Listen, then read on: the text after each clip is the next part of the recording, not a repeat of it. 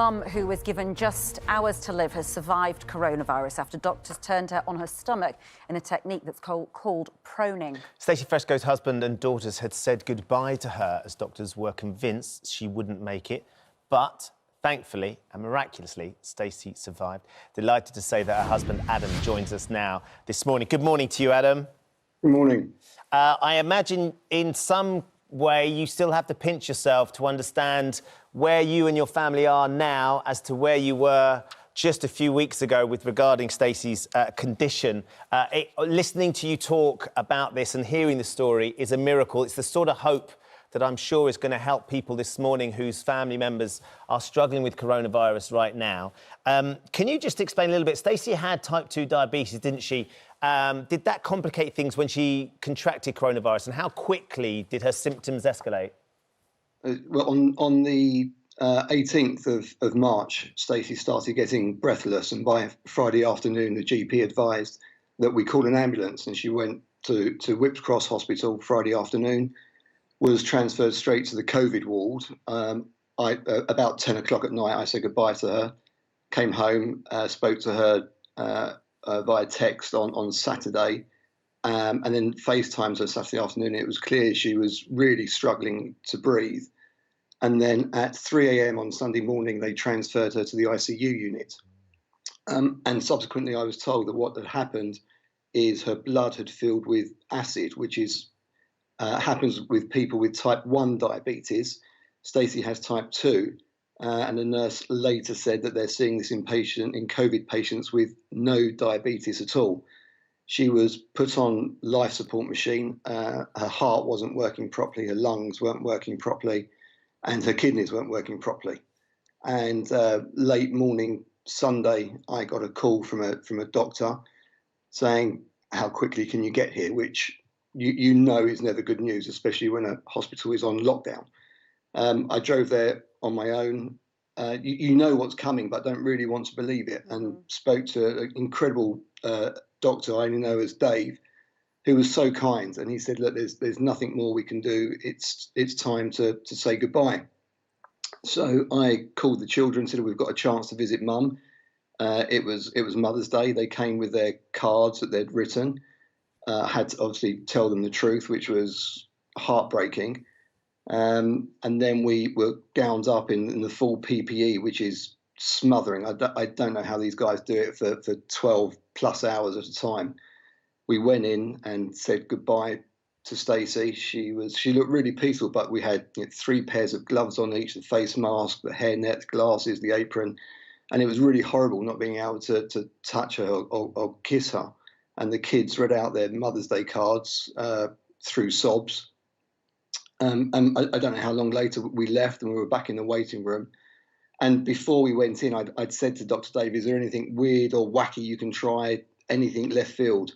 An impossible question for him to answer. But when we came back out, he came in and said, "Look, there's one more thing we can try. It's called proning, where you turn the patient onto their stomach. And if I remember correctly, how he described it was it should promote the flow of oxygen, blood, and release the pressure on parts of the lung." But he warned that Stacey's condition was so serious that it would probably lead to a fatal heart attack. We discussed it with the kids, spoke to the doctor, and it was clear that she was going to die anyway. So that, we had nothing to lose, and we decided to, yes, go ahead. He told us to hang around for an hour, because if it was going to go horribly wrong, it would do so very quickly. And after an hour, he came back and said, she's still fighting, she's alive, go home. We will ring you if something happens. The phone didn't ring that night. They turned her again for 15 hours on Monday. The phone didn't ring Monday night. And then on Tuesday evening, the house phone rang, which no one uses. So I knew it was a hospital, and ran to the phone. And the lovely, I think it was a doctor called Abby, said, is that Adam, Stacey's husband?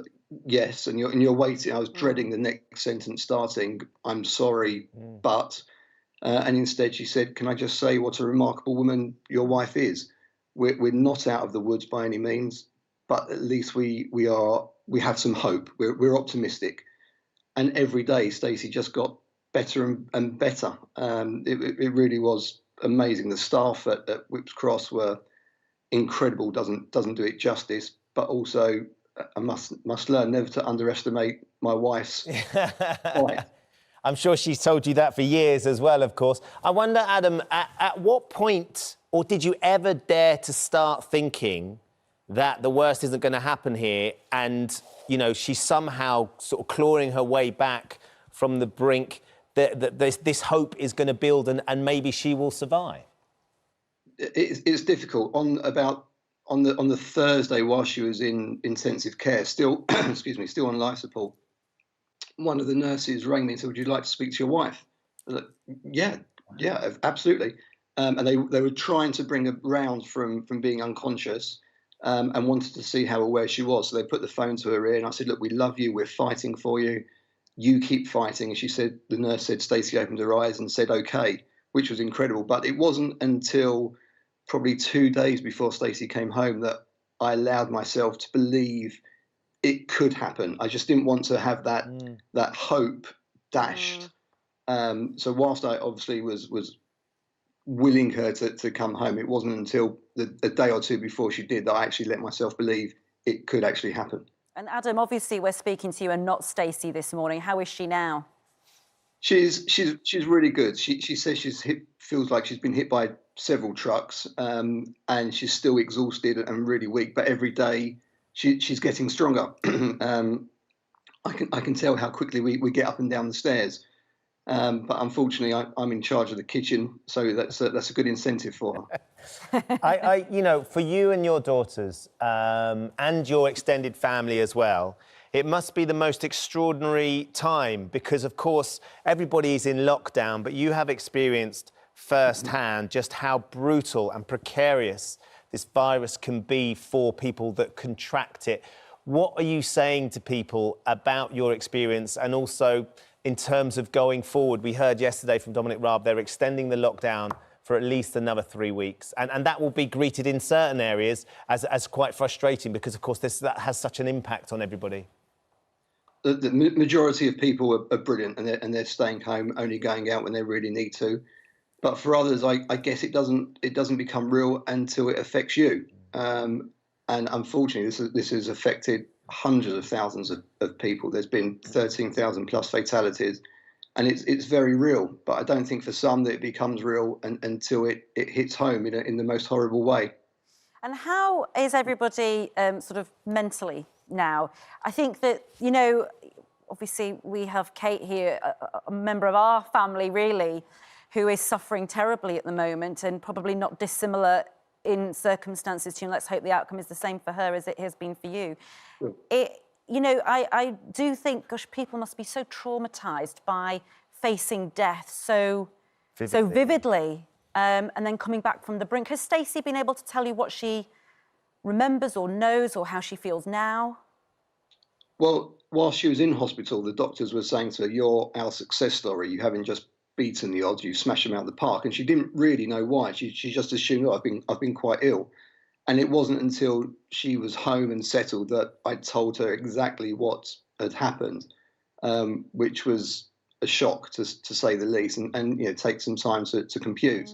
But whilst she was in ICU, the staff was so good. One nurse allowed me to send a family picture to her personal mobile, which she printed out and stuck to the equipment around Stacey's bed. And every now and again, the doctors and nurses would go over and say, "Adam and the kids are with you. You've got to fight. You've got to stay with them." And she says she remembers some of that, but she didn't remember going into hospital. Obviously, no recollection of being in ICU. Yeah. And it wasn't until probably 2 days coming out of ICU that she remembers what happened when the fantastic physios, Charlotte, etc., started to get her up and walking. It's hearing you talk about Whipps Cross, was a hospital very close to where I grew up as well. If ever I got injured playing rugby for Woodford Rugby Club, you'll know exactly where that is. You ended up in A&E at Whipps Cross, and they always dealt with us brilliantly. So I have a huge affection for them too. I just want to ask Hilary about this as well, Adam. Stay where you are for the time being, because this proning, lots of people might have heard the words Hilary, but you know, Adam's trying to paint the picture of how complicated and also how risky it can be. Yeah, absolutely. So what we know is that the lung tissue is largely at the back. So you've got your heart at the front of your chest and most of your lung tissue at the back. So if you lie a patient prone, face down, you tend to take the pressure off the air sacs. The fluid can drain downwards with gravity and you get more oxygen into the bloodstream. However, you're asking the heart to pump harder. So that explains the risk that was explained there to Adam of a possible heart attack as a consequence. So what's good is that ITU teams around the country are sharing information. There's enormous solidarity and a sharing of knowledge in treating this new virus about how best to treat individual patients. And it really is helping people like this, because it's so important that we get the right treatment for the individual. Does it help to do it, when you're at home? Before you want to not go into ICU. If you're struggling with symptoms. Yeah, if you've got sort of, those respiratory difficulties at home, or, we heard from somebody earlier, I asked you earlier about their mum who's 75, what position. Should you do that at home yourself anyway? It certainly doesn't do any harm to try the best and most comfortable position. Breathing deeply, but not too fast, opening up the air sacs. None of us really breathe deeply and regularly enough. We only use a proportion of our lung tissue. We should learn breathing techniques, breathing deeply, and sometimes lying flat on your tummy to encourage coughing and to open up the airways is a good idea.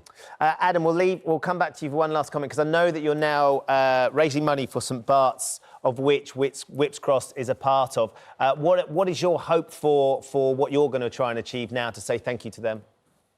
Just to raise as much money as we can. It's if people can donate, it's justgiving.com/Bart's charity. Every single person there is, in my eyes, is a hero, and they go into work every day risking not just their lives, but when they go home, the lives of their families and friends. We're asking them to do so much. It's just incredible. Well, look, we've had lots of messages already. Mick on Twitter, Adam's story about his wife recovery is brilliant. Good luck to him and his family going forward. Halfa Daneri on Twitter, brilliant story. Well done, Stacey Fresco. Julie, Stacey and Adam Fresco's story is heartwarming, just what we want to hear. Yeah, thank you so much for sharing it. I know it's a very personal story to you and your daughters and your wife, indeed. And we wish you all the best, and her with her ongoing recovery as well, Adam. Thanks, Ben.